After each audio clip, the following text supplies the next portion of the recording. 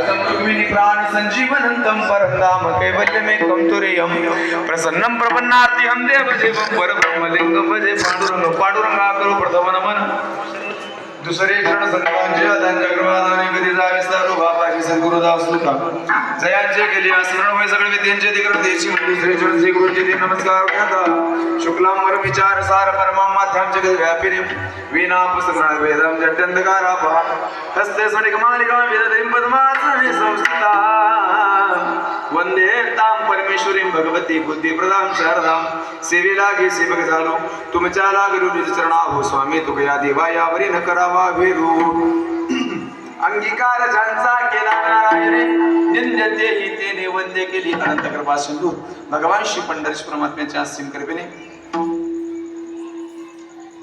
मुक्त कैवल्य तेजोनिधी साधकांचे मायबाप अनाथांची माय कैवल्य साम्राज्य चक्रवर्ती अलंकापूर निवासी मौली ज्ञानोबर आहे वैरागडाविषयी संप्रदायाच्या कलशस्थानी विराजमान स्थळे वितराग संपन्न संत देवमान्य संत संतमान्य संत जगतमान्य संत देहुनिवासी जगद्गुरु तुकाराम महाराज शांतीप्रभू नाथ महाराज निळोबारा आदी सकल संतांच्या पावन चरणारविंदी साष्टांग दंडवत उपस्थित सर्व गुणीजन कलाकार मंडळी अत्यंत गोड सर्व परिसरातील संगीत क्षेत्रामध्ये दिग्गज असणारी सर्व कलाकार मंडळी कार्यक्रमासाठी उपस्थित आहेत इकडे विनेकरी बाबा पासून तर बाहेर गावून जमलेली सर्व भजनी मंडळी परिचित अपरिचित आमच्या विठ्ठल गुरुजींचा एक इकडे चेहरा परिचयाचा दिसतोय बाकी सगळे चेहरे माहित आहेत नाव काय माहित नाहीत मला कारण वयाच्या मानाने नाव विसरून जात असतो मी त्याच्यामुळे थोडस ऍडजस्टमेंट करा सगळे जण अत्यंत गोड सर्व मंडळी आहेत चोपदार महाराज आहेत सर्व परिसरातून भागातून आलेली सर्व भजनी मंडळ मनामधून सगळ्यांना साष्टांग दंडवत करेन. इकडं आपल्या भागाचं वैभव ज्यांच्या मार्गदर्शनातून आपला हा कार्यक्रम चालू आहे, आमचे रामदास गुरुजी वाईकर, हे सर्व मोठे मोठे मंडळी आहेत महाराज. आमचे बाबू गुरुजी आहेत, गंगाधर महाराज आहेत, बाकी सर्व. आणि पकवाजाची उत्तम अशी साथ देण्यासाठी गेल्या 5-6 दिवसापासून चंद्रकांत पाटलांची उपस्थिती आहे. या सर्व कलाकारांच्या नावाने एकदा जोरात टाळ्या झाल्या पाहिजेत. वाजवा जोरात. आम्हा मराठी తెలుస్తుంది కదా मराठी का तेलुगू सांगू?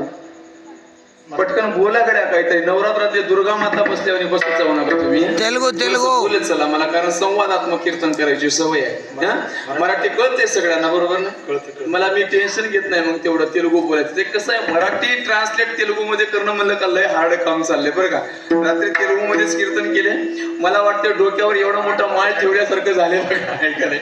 त्याच्यापेक्षा आपलं मराठी सगळ्यात सोपी. आणि माझा मराठाची बोल कौतुके. मराठी भाषेसारखी गोड भाषा जगामध्ये दुसरी कोणती नाही बघा.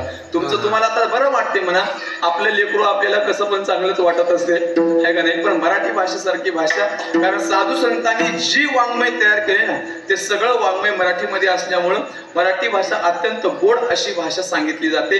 बाकी बरेच भाषा आहेत, पण मराठी भाषा अत्यंत गोड आहे. असो, सर्व ग्रामस्थांनी आयोजित केलेल्या या महाशिवरात्रीच्या पर्व काळावर भगवान भोलेनाथाच्या सानिध्यामध्ये कार्यक्रम आणि ज्यांच्या माध्यमातून इथपर्यंत आदरणीय అతను మరాఠీ కీర్తన నేర్చిండు, కీర్తన చెప్తున్నాడు. टाकळीला తెలుగులో ట్రాన్స్లేట్ చేయడం వల్ల కష్టం అవుతుందని మరాఠీలో చెప్తానే అంటున్నాడు. आपलं ग्रामस्थी आहे का नाही, या गावावरून त्या गावी सरपंच साहेबाच्या माध्यमातून. आणि गमत सांगू तुम्हाला, घरचा जर कार्यकर्ता जर चांगला असेल ना तर घर चांगलं राहते, आणि गावचा जर कार्यकर्ता चांगला असेल ना तर गाव चांगलं राहते बघा, आहे का नाही. एकदा जोरात टाळ्या झाल्या पाहिजे. गावचा कार्यकर्ता माझा भजनी आहे, आणि भजनाची एवढी आवड सगळ्या. आणि एक गमत सांगू, बऱ्याच गावचे सरपंच आहेत महाराज गावाने पिऊन लोळणारे, पण तुमच्या गावचा सरपंच काहीतरी विशेष आहे का नाही, कारण भजन करतोय. एवढं सुंदर अशा गावाला सरपंच लाभलंय. मला असं वाटतंय भगवंतानं त्यांच्याकडून अशीच सेवा जन्मभर करून घेत राहावी, एवढीच भोलेनाथाच्या चरणी प्रार्थना करतो. आणि कीर्तन सेवा सुरू करतो. आता सुरू करायचंय, वेळ झालाय. जास्तीत जास्त 1 तास आपल्याला कीर्तनाची सेवा पाहायची. अत्यंत गोड जगद्गुरु तुकोबारायाचा अभंग आज सेवेसाठी निवडलाय. तुकोबाराय अभंगाच्या माध्यमातून सांगतात, बाबा ज्यांचा अंगीकार भगवान परमात्म्याने केलाय का नाही, तो कितीही जरी निंद्य असला, त्याचं कितीही जीवन हीनत्वाला प्राप्त झालेलं असलं तरी त्याचं जीवन हे वंद्य अशा प्रकारचं होत असते.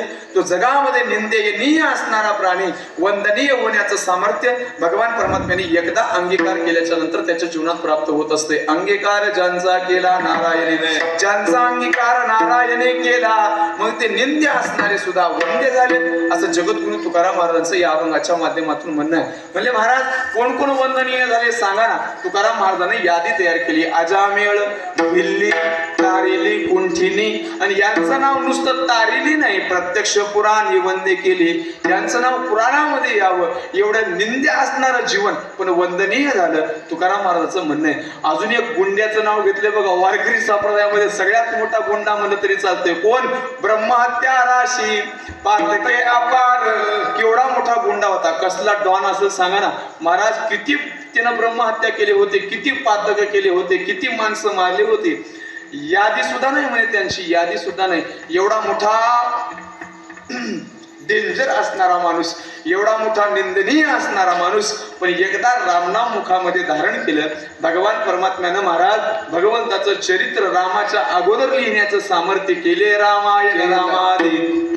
त्याच्याही पेक्षा पुढे जाऊन साधू संत सांगतात, बाबा भगवान परमात्म्यानं सुद्धा म्हणावं, बोलिले वाल्मिक तैसेची करीन वर्तोनी दावेन नामा म्हणे. रामदेव महाराजांना सांगितलं, बाबा माझ्या वाल्मिक ऋषीनं जसं रामायण लिहिले तसं मला वर्तन करून दाखवावं. एवढं सामर्थ्य कशामध्ये असेल ना तर फक्त माझ्या भगवान परमात्म्याने एकदा अंगीकार करावं, त्याचं मुखामध्ये नाम धारण करावं. माणसाचं जीवन कितीही जरी निंद्य असलं ना, वाल्या कोळ्यासारखं,